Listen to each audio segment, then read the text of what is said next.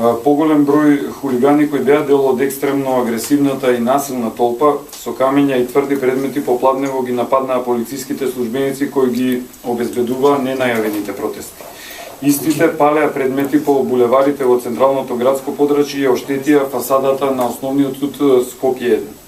Освен судот, за време на протестите оштетена од досега пријавеното е и експозитура на комерцијална банка на булевар Крстен Исирков, колонијалната продавница Ком Дисконт и неколку приватни возила. Во овие моменти вандалите веќе се потиснати и се преземаат дополнителни мерки за обезбедување на јавниот ред и мир. Според првичните информации, досега на повреди се пожалија 20 на полициски службеници и неколкумина учесници во протестите и насители им е укажана соодветна медицинска помош.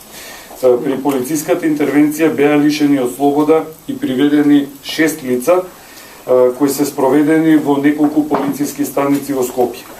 По завршување на првичната цел на полициската интервенција, односно воспоставувањето на јавниот ред и мир, Министерството за внатрешни работи врз основа на сопствените снимки, но и снимките од медиумите, ќе продолжи да работи на идентификација и на останатите хулигани кои учествуваа во насилните инциденти и ќе ги преземе сите законски мерки против нив.